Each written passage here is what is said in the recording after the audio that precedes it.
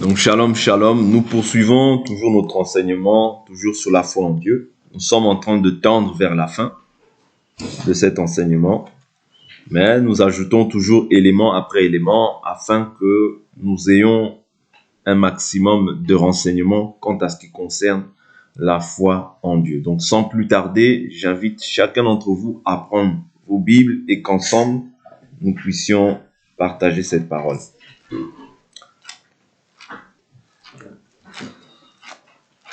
Donc, hier, nous avions vu un peu l'obéissance. Ouais, donc, dans l'obéissance, il y a toujours une faveur que Dieu accorde aussi à ses enfants.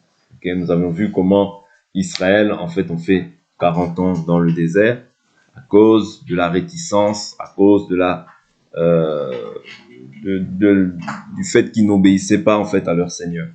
Mais nous, ce que Dieu veut, la Bible nous dit, Dieu résiste aux orgueilleux.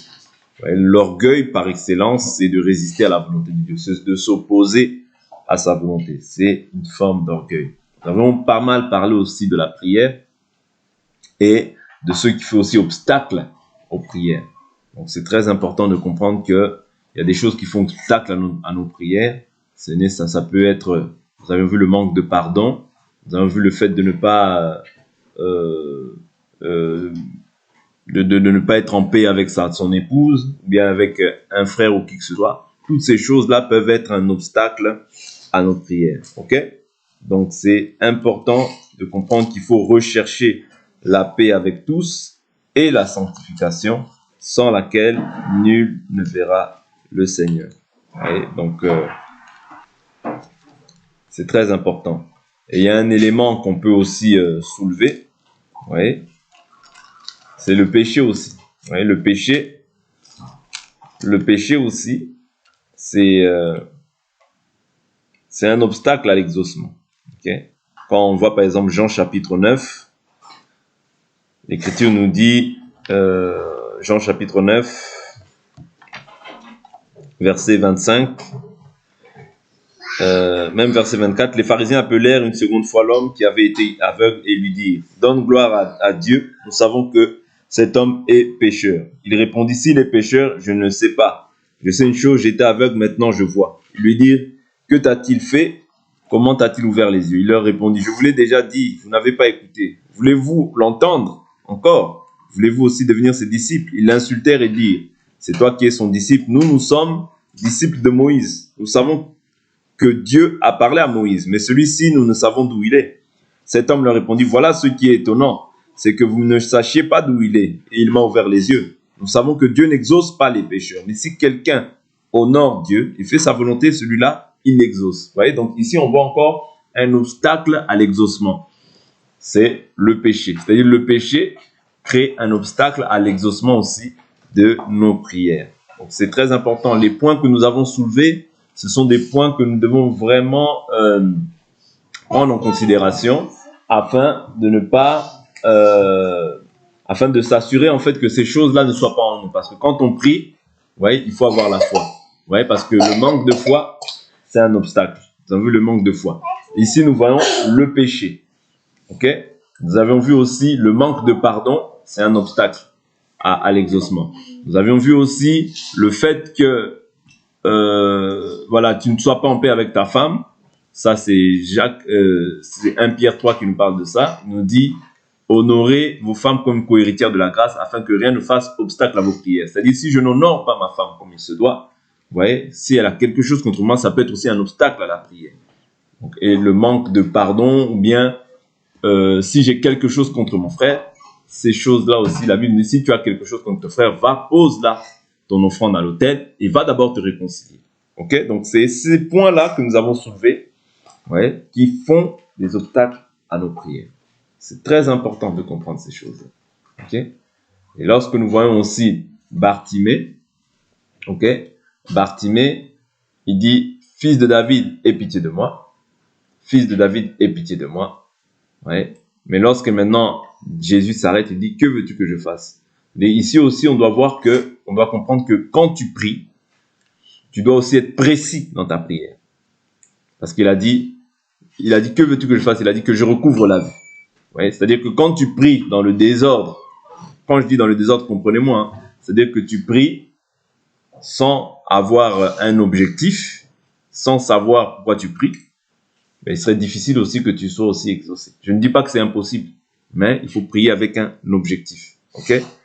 Donc, clarifier en fait, vraiment clarifier ce que tu veux dans tes prières. C'est très important. Donc voilà, un peu en ce qui concerne l'obstacle à l'exaucement des prières. Donc, aujourd'hui, nous allons essayer d'étudier un autre point qui me semble aussi important. Un autre point qui me semble aussi important.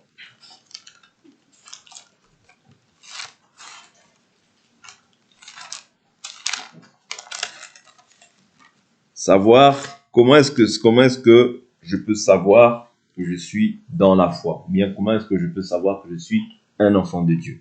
Oui, c'est un point qu'on va essayer de voir aujourd'hui par la grâce du Seigneur, okay, qui est aussi important. Ce sont des choses qu'on a vues, mais qu'on doit revoir calmement pour savoir comment est-ce que je sais que je suis un enfant de Dieu. Qu'est-ce que le Saint-Esprit fait dans la vie d'un enfant de Dieu. Okay? Nous avions vu déjà au début de cet enseignement que le Saint-Esprit, c'est un sceau, okay? Comme scellé du Saint-Esprit. Okay? C'est un sceau, c'est-à-dire qu'un sceau, c'est quelque chose d'irrévocable. Mais maintenant, comment savoir, étant un enfant de Dieu, que j'ai le Saint-Esprit? Comment savoir comment avoir cette assurance-là de mon salut? Quel est le rôle aussi du Saint-Esprit dans ma vie? Parce que toutes ces choses-là, ça fait partie de notre foi. Et par la suite, on passera aussi par les personnages. Voir comment Abraham a manifesté la foi. Voir comment les personnages ont manifesté la foi. Et je pense qu'on tendra vers la fin à ce moment-là. Ok? Donc, prenons dans un premier temps,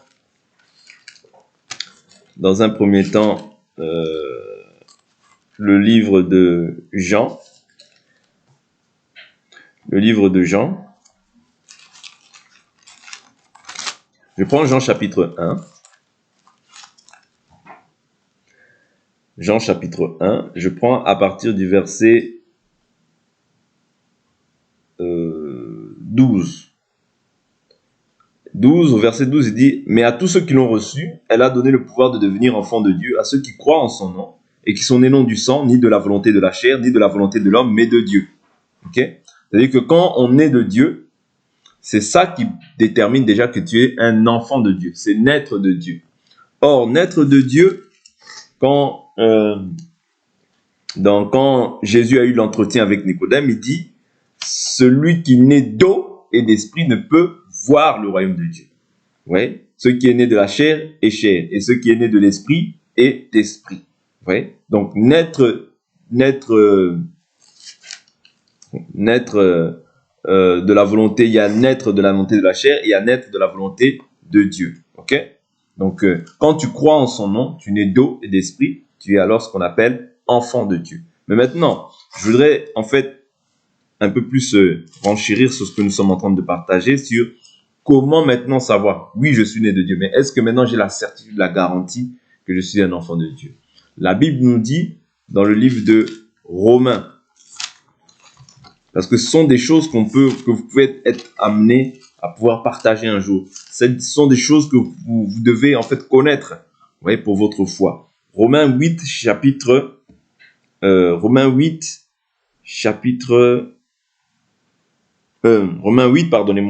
verset 14, verset 16.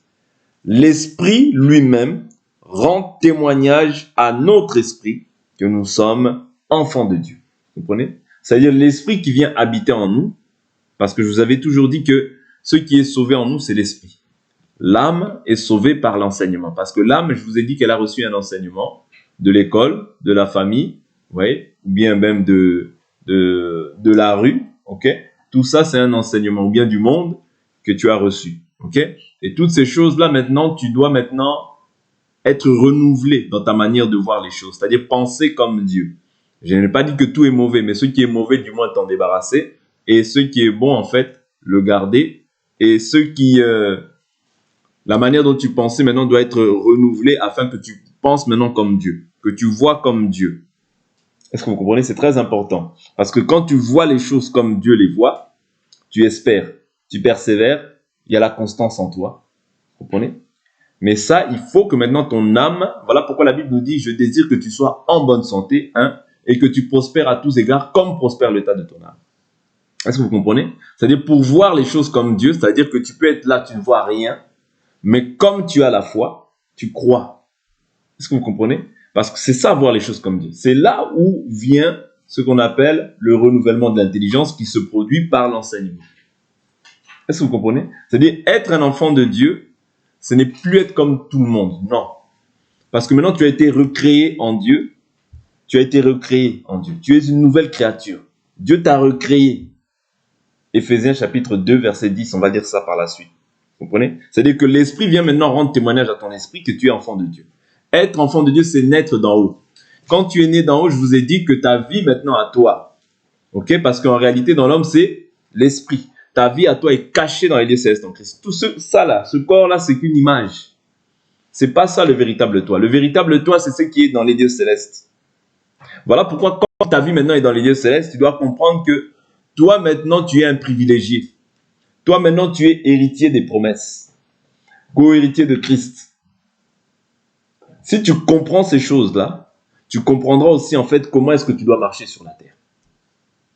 Tu comprendras en fait que les obstacles de la vie, les difficultés de la vie, les soucis de la vie, en réalité, tu ne peux pas t'en faire, tu dois te décharger sur lui de tous tes soucis car il prend soin de ton âme. Vous comprenez?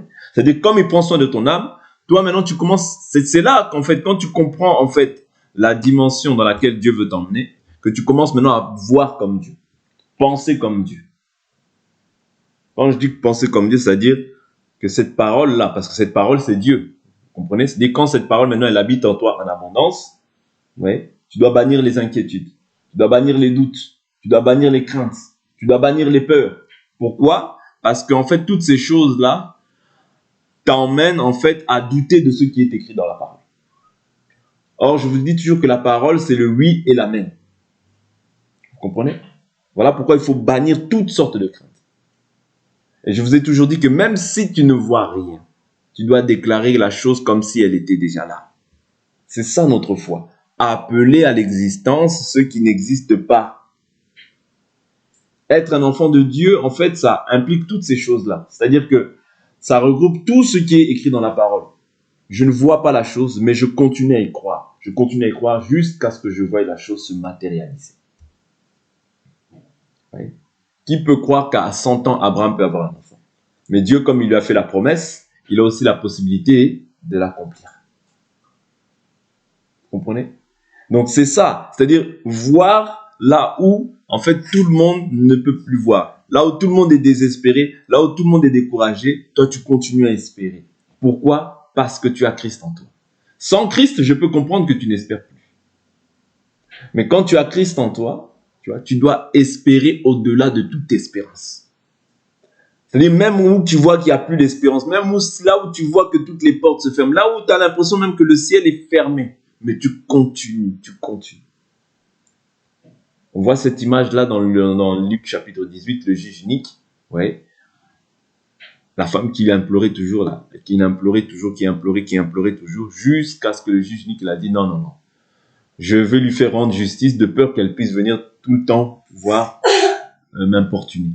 Mais le Seigneur dit quoi? Le Seigneur ne fera-t-il pas promptement grâce à ses élus? Mais comment il dit quoi? Qui crie à lui jour et nuit. Vous comprenez? C'est-à-dire que l'élu ne doit pas se fatiguer. Ouais. Parce que c'est la fatigue qui va entraîner le doute. Voilà pourquoi Jésus nous dit quoi? Veillez et priez afin de ne pas entrer en tentation. Parce que quand tu pries, le fait que tu pries, ça veut dire que tu espères. Quand tu pries, tu restes focalisé sur ce que tu crois. Et cela, en fait, ferme toute porte au doute. Ferme toute porte à la crainte. Mais lorsque tu restes oisif, en fait, l'ennemi s'occupe de ta pensée. Vous comprenez? L'ennemi commence à charger tes pensées de ce que lui veut et non pas de ce que Dieu veut. Est-ce que vous comprenez? C'est pour ça que je vous dis que le rôle de l'esprit, c'est de nous conduire dans toute la vérité. Parce que la Bible nous dit que le Saint-Esprit vous conduira dans toute la vérité. Vous comprenez? Il nous conduira dans toute la vérité. Et la vérité, c'est quoi? C'est tout ce qui est écrit dans la parole. Est-ce que vous comprenez? La vérité, c'est tout ce qui est écrit dans la parole. Parce que Jésus dira, je suis le chemin, la vérité et la vie. Est-ce que vous comprenez? C'est ça le rôle de la vérité. Te fortifier, t'encourager, t'exhorter, te consoler, penser les blessures, te donner encore l'espérance, la foi, la persévérance surtout. Parce que la persévérance, quand tout va bien, il n'y a pas de souci. Mais la persévérance, tu dois l'appliquer quand tout va mal. Vous comprenez? La persévérance, tu dois l'appliquer quand tout va mal. Quand tout te semble écroulé, quand tout te semble fini. C'est là où maintenant on a besoin de persévérance. Parce que si la persévérance ne vient pas à ce moment-là, ce qui va venir maintenant, c'est quoi? C'est le découragement, l'abattement, l'accablement, toutes ces choses-là. Et tu vas être enveloppé de ces choses-là. Et lorsque tu es enveloppé, le rôle du diable, c'est encore de t'envoyer des pensées. T'envoyer des pensées. Parce que tant que tu ne prends pas la décision de pouvoir te lever maintenant dans la prière pour bannir ces choses-là, tu vas voir que tu vas être envahi de cette pensée. Et cette pensée-là, pour s'en défaire, ça va être difficile. Voilà pourquoi quand il y a un problème, on fait comme s'il n'y en avait pas. Quand il y a un problème, on fait comme s'il n'y en avait pas. La Bible dit, si tu dis, vous voyez, il y a une condition. Si tu dis, c'est-à-dire que toi aussi, tu dois te mettre dans la position où tu parles à ton problème. Tu parles au problème. Tu parles aux pensées. Tu chasses cette pensée. Cette pensée vient, mais tu la refuses. Vous voyez, c'est-à-dire notre foi, c'est une foi déclarative. C'est une foi combative. Si cette pensée, tu la laisses venir t'envahir, eh bien c'est-à-dire elle aura raison de toi, cette pensée. Et elle se glorifiera dans ta vie.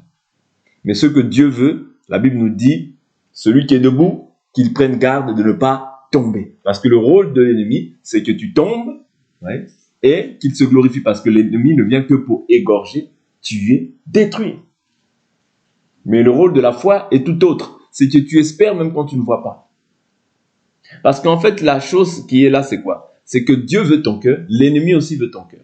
C'est-à-dire que là où tu places ton cœur, là où tu places tes pensées, c'est-à-dire, je vous ai toujours dit, le cœur, c'est un dépôt où Dieu peut te remplir de sa pensée, où l'ennemi aussi peut te remplir de sa pensée. Souvenez-vous, Ananias et Saphira, quand ils viennent vers Pierre, Pierre leur dit quoi? Comment Satan a-t-il rempli ton cœur au point que tu puisses mentir au Saint-Esprit? C'est-à-dire, Satan peut remplir ton cœur sans que tu le saches. Tu peux être un enfant de Dieu, mais si tu ne veilles pas à ton cœur, Satan peut remplir ton cœur.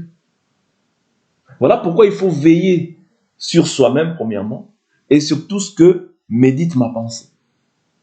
Voilà pourquoi la Bible nous dit, si vous êtes ressuscité avec le Christ, affectionnez-vous aux choses d'en haut. Pensez à ce qui est en haut et non à ce qui est sur la terre. Parce que ce qui est sur la terre, c'est éphémère, c'est passager. Toutes les choses auxquelles on peut s'affectionner peuvent disparaître du jour au lendemain. Parce que tu ne sais même pas ce qu'un jour peut enfanter. Voilà pourquoi nous, notre espérance, elle est en Christ. Nous nous attendons à lui sur toute chose. Quand tu lui donnes ta vie, tu lui donnes, tu oublies. Tu t'abandonnes maintenant à lui et lui maintenant te conduira. Là où même peut-être tu peux voir le sentier noir, tu ne vois pas d'éclairage, tu ne vois rien, mais continue à insister. Insiste, parce que tôt ou tard, le Seigneur s'arrêtera sur ton cas. Le Seigneur, quand il a regardé la souffrance d'Israël, il est descendu. Lorsqu'il a regardé les cris de Bartimée, il s'est arrêté. Lorsqu'il a vu aussi Zachée monter sur le sycomore, il a dit, Zachée, aujourd'hui, je viendrai chez toi. Vous comprenez? C'est-à-dire qu'il faut manifester un mouvement. C'est-à-dire, le Seigneur peut être là. Lorsque les apôtres ont crié dans la barque, le Seigneur s'est levé. C'est-à-dire, le Seigneur finit toujours par se lever. Job, après avoir fait tous ses discours, il a dit, je sais une chose, mon Rédempteur se lèvera le dernier. Son Rédempteur aussi s'est levé. Pourquoi? Parce qu'il proclame aussi ces choses-là. Vous comprenez? Notre foi, c'est une foi déclarative. C'est une foi combative face aux épreuves. Face aux traits enflammés de l'ennemi, toi tu continues. Dieu finira par s'arrêter sur ton cas. Mais si tu te relâches, tu prouves à suffisance que tu n'as pas la foi. Parce que Dieu dit, Dieu ne fera-t-il pas promptement grâce à ses élus qui crient à lui? Ah, vous voyez? C'est-à-dire qu'au préalable, il faut crier. Ne te lasse pas, ne te fatigue pas. Le découragement, c'est l'arme que le diable utilise pour t'affaiblir. Parce qu'il sait que quand tu es découragé, tu n'as plus la force même de prier. Tu n'as plus la force même tu n'as plus la force même de louer. Tu n'as plus la force. Parce que ta pensée, elle a été déjà ciblée. Et quand ta pensée a été atteinte par les cibles de l'ennemi, c'est fini. Voilà pourquoi ta pensée peut être atteinte, mais toi, tu dois être renouvelé par cette parole. Parce que tu es un enfant de Dieu. Tu n'es plus comme tout le monde. Autrefois, tu pouvais vivre comme tout le monde. Tu n'avais pas de problème avec l'ennemi. Tu pouvais avoir des mauvaises pensées, ça ne te dérangeait pas. Mais aujourd'hui, sache que comme tu as quitté, comme tu es dans le coin adverse, ouais, il peut sembler comme s'il n'y avait rien. Mais il y a des choses qui se passent. Souvenez-vous lorsque Daniel a commencé à prendre l'initiative de prier. Parce que Israël avait déjà fait plus de 70 ans. Normalement, il ne devrait plus être en captivité à Babylone. Vous voyez, selon la prophétie de Jérémie. Vous voyez, normalement, il ne devait plus être en captivité. Mais qu'est-ce qu'il a pris? Quelle était l'initiative qu'il a fait? Il a dit non, non, non. Il s'est rendu compte que non, les 70 ans sont déjà abolis, écoulés. Comment se fait-il que nous sommes encore en captivité? Il prend des initiatives. C'est-à-dire, notre foi, on peut prendre des initiatives. Je prends l'initiative de jeûner par rapport au cas qui me dérange, par rapport à la difficulté que je traverse. Mais je ne me laisse pas en fait emporter par la situation. Non, non, non, non. Je suis un enfant de Dieu. Je peux prendre des initiatives, réclamer à mon Père. C'est mon droit. Je suis héritier de Dieu, co-héritier de Christ. C'est ton droit d'implorer la grâce de Dieu, de crier à Dieu, de pleurer devant ton Dieu. Mais ne pleure pas devant une situation. Parce que la situation n'est pas Dieu. La situation, c'est rien devant Dieu. Mais je vous dis toujours, face aux situations, Dieu nous éprouve pour voir de quelle nature est notre foi. Ouais. Notre foi doit être combative, persévérante. C'est ça un enfant de Dieu. C'est-à-dire que dans l'épreuve, on voit la persévérance. On voit la persévérance. Je ne vois pas, mais je continue à croire. Je ne vois pas, mais je continue. Et je finirai par voir la chose. Parce que j'y crois. Et quand je crois, j'ai une attitude que je manifeste. Je ne suis pas comme tout le monde. Là où tout le monde peut se décourager, Josué et Caleb ne sont pas découragés. Nous les vaincrons. Là où tout le monde voyait Haï, c'est-à-dire les gens de Haï comme des géants, mais ils ont dit non, non, non, nous les vaincrons. Vous comprenez? C'est-à-dire l'attitude face à la situation, face à la difficulté. C'est ça qui va déterminer en fait aussi ta position d'un enfant de Dieu. C'est très important.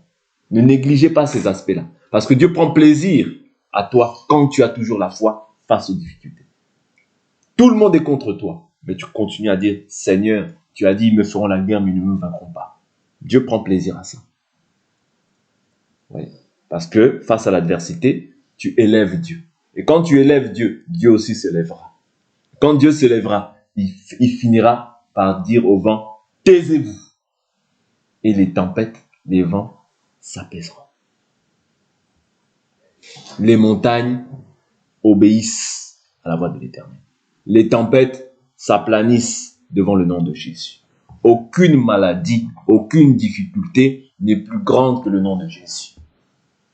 Il a reçu le nom au-dessus de tout nom, toute principauté, toute autorité, tout pouvoir, tout nom dans les cieux, sur la terre, sous la terre et plus bas que terre. Pourquoi? Parce que dans le nom de Jésus, tout genou fléchit. Et toute langue confesse que Jésus-Christ est Seigneur à la gloire de Dieu le Père. C'est ça qui doit être ta confession de foi dans la difficulté.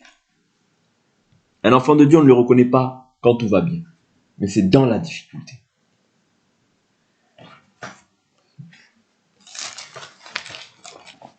Le Saint-Esprit témoigne à notre esprit que nous sommes enfants de Dieu. Mais que fait encore le Saint-Esprit maintenant dans notre vie? Je prends Jean, toujours Jean.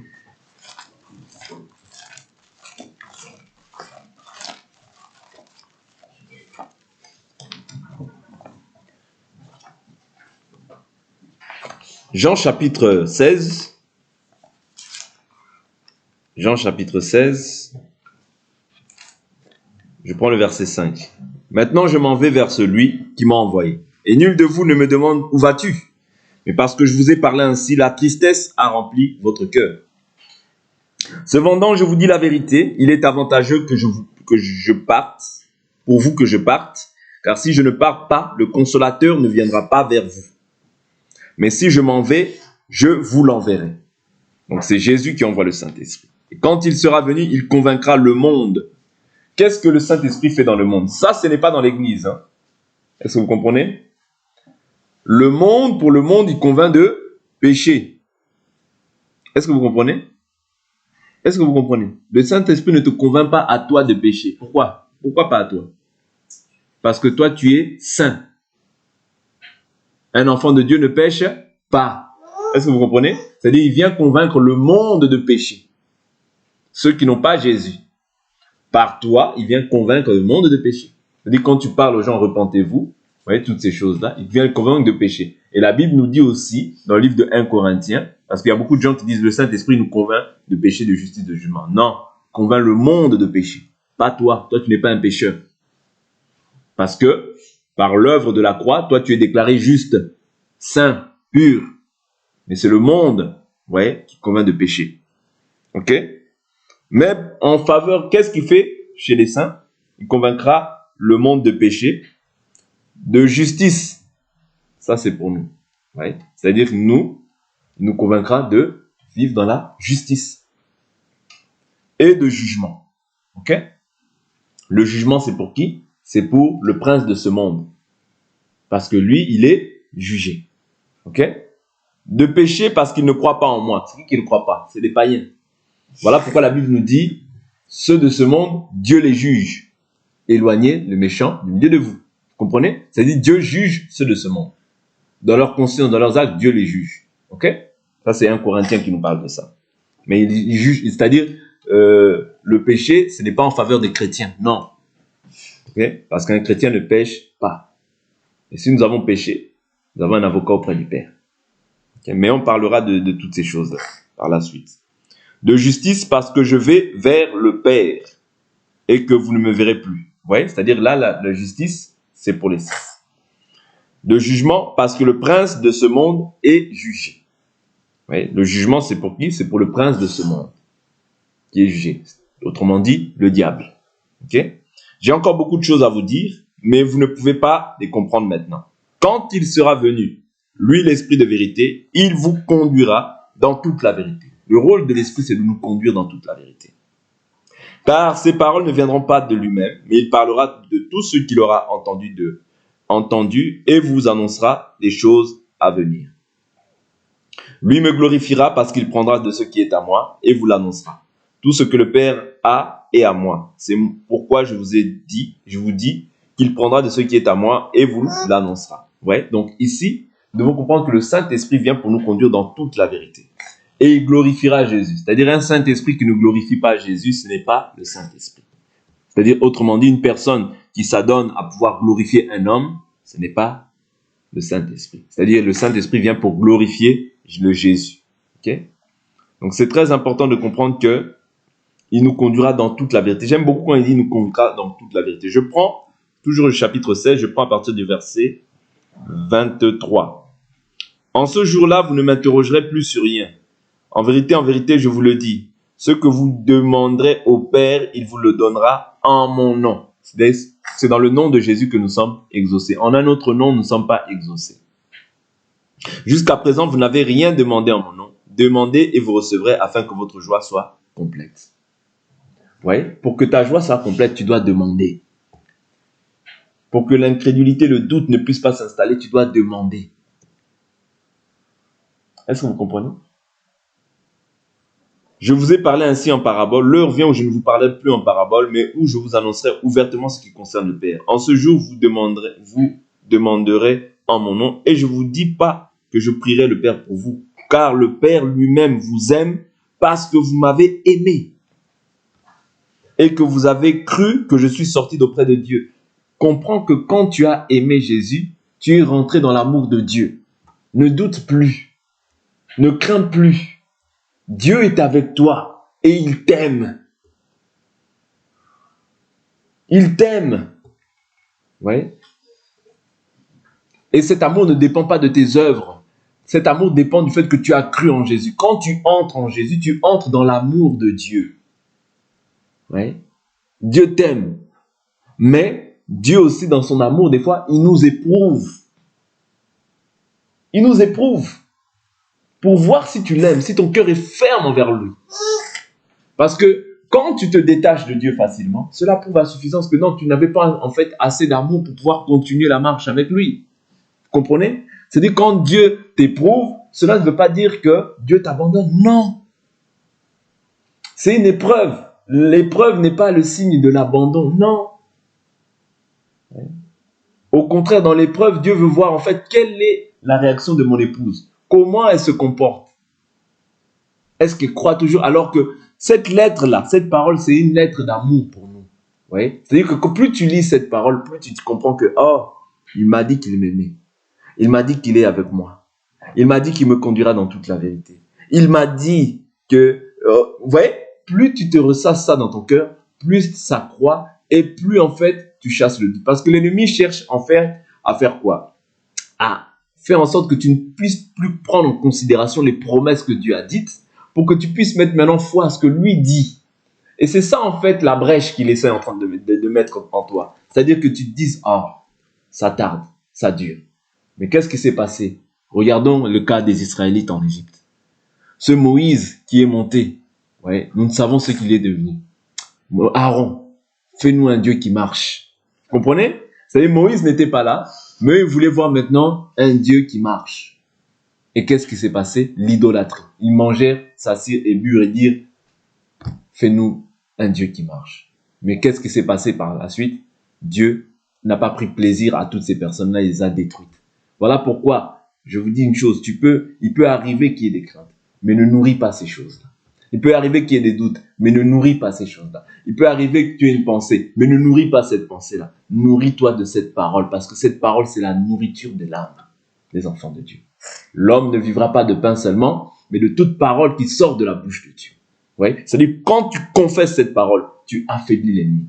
Mais lorsque tu élèves le problème, tu affaiblis en fait le Saint-Esprit qui est en toi. Est-ce que vous comprenez? Tu attristes le Saint-Esprit parce que tu ne mets pas pleinement confiance en Dieu. Or, Dieu veut que nous ayons confiance d'une manière absolue. C'est-à-dire, même si la mort survenait, que tu dises, Seigneur, tu as dit, je ne mourrai pas, je vivrai et j'annoncerai les oracles de l'Éternel. Tu verras que la mort s'en ira. Vous comprenez? Quand tu as une foi développée, ouais, le malheur peut même venir. Regardez Israël, je prends cet exemple et je vais m'arrêter. Lorsque Ézéchias, ouais, le Rabshaké vient, ils disent, oh, le Rabshaké fait son discours en disant, en qui as-tu mis ta foi, Ézéchias? Ouais, voilà, il commence à faire son discours. En fait, c'était pourquoi? Pour jeter l'effroi. L'effroi, c'est jeter la peur. L'ennemi, c'est ce qu'il peut faire. C'est la seule chose qu'il peut faire. Parce qu'il sait qu'il ne peut pas t'atteindre. C'est la chose qu'il essaye de faire, c'est jeter seulement l'effroi, la peur. Ouais. Quand il jette la peur, c'est-à-dire quand vous acceptez cette peur, c'est fini, vous êtes déstabilisé. Ouais. C'est fini, vous êtes déstabilisé. Parce qu'il sait la Bible nous dit que le malin ne nous touche pas. Ouais. C'est-à-dire, si le malin doit te toucher, il doit demander l'autorisation à Dieu. Si Dieu ne lui permet pas, il ne te touchera pas. La Bible dit, tous nos cheveux même sont comptés. Si je te demande combien tu as de cheveux sur ta tête, toi-même tu ne sauras pas répondre. Mais Dieu sait combien tu as de cheveux sur ta tête. Vous comprenez? C'est-à-dire, jeter l'effroi. L'effroi, pourquoi? Pour jeter la peur. Pour que les gens, en fait, soient tétanisés et qu'ils puissent, en fait, embrasser ce qu'il a dit. Mais Ézéchias n'a pas mis foi à cette parole-là. Ézéchias, qu'est-ce qu'il a fait? Sachant qu'il est un enfant de Dieu. La force des enfants de Dieu, ce n'est pas la force forcément physique. Au temps d'Israël, c'était la force, c'était physiquement. Mais au temps de la grâce, c'est spirituel. Et au temps même d'Ézéchias, qu'est-ce qu'il a fait? Il est parti élever une prière au Seigneur. Vous comprenez? Et le Seigneur a répondu favorablement. Le Seigneur a fait quoi? Il a confondu cette grande armée. Simplement pour nous dire que quand tu mets ta foi en l'Éternel, Dieu, c'est ça, c'est-à-dire, la Bible nous dit, il est le rémunérateur et le consommateur de notre foi. C'est-à-dire, ce que Dieu consomme en toi, la nourriture de Dieu qu'il consomme en toi, c'est la foi. C'est-à-dire que quand Dieu voit que tu as la foi, il va se glorifier. Il est obligé de se glorifier dans ta vie. Il est obligé. Parce que, en fait, c'est ça qui fait, c'est par la foi que nous sommes déclarés justes. pas par les œuvres, par la foi. C'est-à-dire quand tu crois, Dieu se manifeste. Mais quand tu ne crois pas, quand tu doutes, quand il y a la crainte, c'est l'obstacle à la foi. C'est l'arme que l'ennemi utilise parce qu'il sait, je vous dis toujours que Lucifer connaît les lois du ciel. Il sait que quand tu doutes, tu n'es plus agréable à Dieu. Mais quand tu as la foi, oui, il est impossible que tu sois ébranlé. Impossible. Amen. Donc, ayons toujours la foi. Ressassons toujours, méditons toujours cette parole. Parce que plus tu médites cette parole, c'est cette parole qui va être comme, qui va penser en fait les blessures de ton cœur, qui va rejeter en fait toutes les mauvaises pensées que l'ennemi veut injecter en toi. Ouais. Et c'est cette parole qui va te fortifier. Parce que la parole aussi, la Bible nous dit, mettez à vos pieds le zèle que donne l'évangile de paix. Prenez le bouclier de la foi. Oui. Le bouclier de la foi. Le casque du salut, avec lequel vous pourrez éteindre tous les traits enflammés de l'ennemi. L'épée de l'esprit, qui est la parole de Dieu. C'est pas pour rien qu'on dit le casque du salut. Le bouclier de la foi. Parce que, souvenez-vous, dans les temps anciens, quand les gens, en fait, venaient combattre, ils prennent, en fait, la tenue d'un soldat romain, parce qu'ils avaient un bouclier, un casque, une épée et des sandales. Une ceinture, la vérité. La Bible nous parle de la ceinture comme étant la vérité. Ça veut dire que pour que les flèches ne puissent pas les atteindre, qu'est-ce qu'ils faisaient? Ils avaient le bouclier. Est-ce que vous comprenez? Le bouclier empêchait, en fait, que les flèches puissent les atteindre. C'est-à-dire que souvent, les gens, ils étaient en hauteur, ouais, et ils balançaient des flèches comme ça, c'est-à-dire vers le bas. Mais maintenant, au jour d'aujourd'hui, nous, on nous fait comprendre que ces flèches-là, ce sont des traits enflammés que le malin envoie dans nos pensées pour pouvoir, en fait, nous détourner, en fait, de la volonté de Dieu, pour que nous puissions, en fait, subir la pensée, la flèche du malin qui vient, la pensée de l'ennemi, en réalité. Vous comprenez? Or, c'était comme ça, en fait, que les ennemis, en fait, tuaient leurs adversaires. C'est-à-dire, ils étaient en hauteur, et vous voyez, il y avait des forteresses, ils étaient dans une hauteur, et par cette hauteur-là, ils pouvaient atteindre, en fait, facilement les gens. Et c'est comme ça que l'ennemi aussi cherche à nous atteindre. Voilà pourquoi nous devons toujours avoir le bouclier de la foi, ouais, le casque du salut, l'épée de l'esprit. Toutes ces armes sont nécessaires pour la foi d'un enfant de Dieu. Si ces choses-là sont mises dans le désordre, je vous assure qu'on va être écroulé. Mais si nous gardons toutes ces armes-là, nous allons vaincre de gré, de force. Pour aujourd'hui, on s'arrête là et on va prier.